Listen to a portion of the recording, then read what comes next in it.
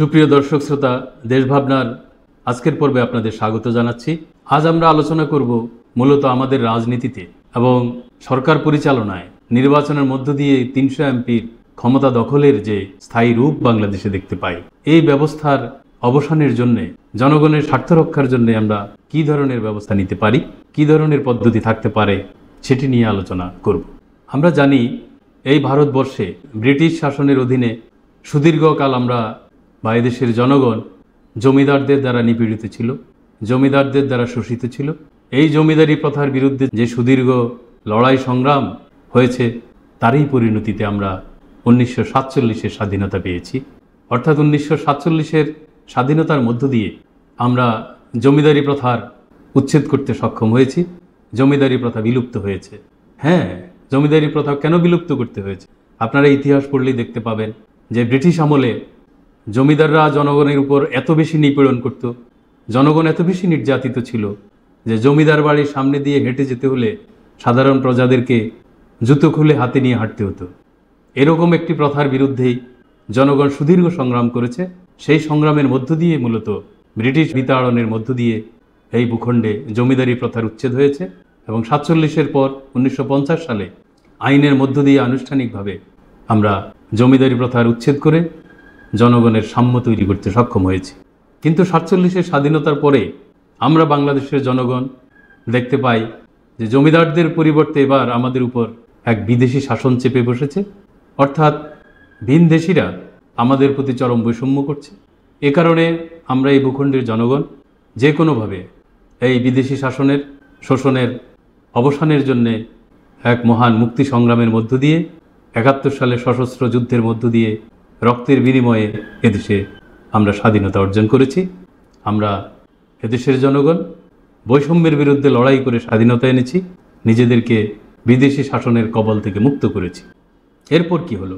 আমরা দেখতে পাই 1971-এর স্বাধীনতা পরবর্তীকালে এদেশে রাজনীতির নামে অর্ধ শতাব্দীর অধিককালে জনগণের উপর চেপে বসেছে নতুন এক মাফিয়াতন্ত্র বা ৩০০ এমপির এক দখলদারিত্ব।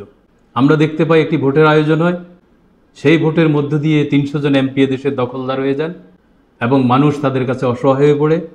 তৃণমূল থেকে সর্বোচ্চ পর্যন্ত নতুন এক লুটপাট চাঁদাবাজি তন্ত্র এদেশে প্রতিষ্ঠা পেয়েছে। তাই আমরা মনে করি এই ৩০০ এমপির দখলদারিত্বের অবসান বা রাজনীতির নামে এদেশে জনগণের উপর যে মাফিয়াতন্ত্র চেপে বসে, তা অবসানের জন্যেই এক বৈষম্য বিরোধী সংগ্রাম 2024-এর জুলাইয়ের বিপ্লব, এই ছাত্র গণবিপ্লবের মধ্য দিয়ে জনগণ রাজনীতির নামে মাফিয়াতন্ত্রের অবসান কামনা করেছে, বৈষম্যহীন একটি সমাজ প্রতিষ্ঠার প্রত্যয় ব্যক্ত করেছে। তাই জুলাইয়ের ছাত্র গণবিপ্লবের আকাঙ্ক্ষাই হচ্ছে এদেশে রাজনীতির নামে আর কোনো মাফিয়াতন্ত্র থাকতে পারবে না। জনগণের উপর একটি ভোটের মাধ্যমে ৩০০ এমপির দখলদারিত্ব 5 বছরের জন্য স্থায়ী করা, এই ব্যবস্থার বিলুপ্তি ঘটাতে হবে। তাই আমরা মনে করি 24-এর জুলাই ছাত্র গণবিপ্লবের পর এই বিপ্লবের চেতনার আলোকে আমাদেরকে রাজনীতির নামে যে মাফিয়াতন্ত্র জনগণের উপর চেপে বসেছে এবং ৩০০ এমপির যে দখলদারিত্ব প্রতিষ্ঠা হয়ে থাকে, তার অবসানের জন্য একটি ব্যবস্থা আমাদেরকে চালু করতেই হবে, যেন নির্বাচিতরা জনগণের কাছে সবসময় দায়বদ্ধ থাকে। আপনারা জানেন নির্বাচনের মাধ্যমে ৩০০ এমপির দখলদারিত্বের ফলে কি হয়? তারা যে সিন্ডিকেট তৈরি করে, সিন্ডিকেটের চাঁদাবাজির কারণে পণ্যমূল্যের যে দাম বাড়ে সেটা জনগণের উপরেই চাপে। তারা যে দখলদারিত্ব করে, এই নির্যাতন জনগণকে সহ্য করতে হয় এবং নিয়োগ সহ সর্বক্ষেত্রে এই ৩০০ এমপির দখলদারিত্বের কারণে সর্বক্ষেত্রে আমরা দুর্নীতি দেখতে পাই।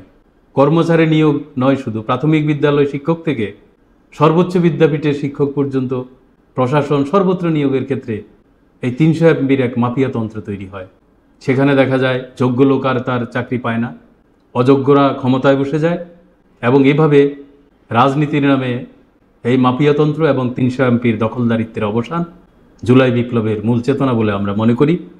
তাই আমরা রাজনীতির নামে দখলদারিত্ব এবং মাফিয়াতন্ত্রের অবসানের জন্যে আমরা মনে করি দেশে একটি নির্বাচনের মাধ্যমে যে ৩০০ এমপির দখলদারিত্ব বা মাফিয়াতন্ত্র তৈরি হয়, এর বিলুপ্তি ঘটাতে হলে জাতীয় সংসদ সদস্যদের দায়িত্ব সুনির্দিষ্ট করতে হবে। অর্থাৎ যারা আইনসভা বা জাতীয় সংসদের সদস্য হিসেবে নির্বাচিত হবেন, তাদের দায়িত্ব হচ্ছে আইন তৈরি করা, দেশের উন্নয়ন কার্যক্রম এইসবের সাথে কোনোভাবেই এমপিদের বা জাতীয় সংসদ সদস্যদেরকে সম্পৃক্ত রাখা যাবে না। সেবা এবং উন্নয়ন কার্যক্রম নিশ্চিত করবে স্থানীয় সরকার, এবং এই স্থানীয় সরকারের এই কার্যক্রমে কোনোভাবেই সংসদ সদস্যগণ হস্তক্ষেপ করতে পারবেন না।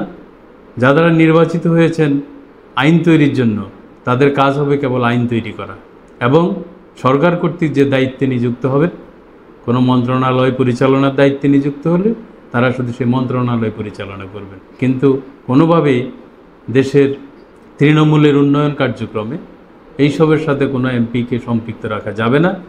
জনগণের সেবা এবং উন্নয়ন নিশ্চিত করবে স্থানীয় সরকার। এজন্য আমরা দেশকে 23টি বিভাগে বিভক্ত করে বিভাগীয় মন্ত্রিসভার মাধ্যমে স্থানীয় সরকার পরিচালনার প্রস্তাব করেছি, এবং এই স্থানীয় সরকারই হবে জনগণের সার্বিক উন্নয়ন এবং সেবা নিশ্চিত করার মূল ক্ষমতার অধিকারী।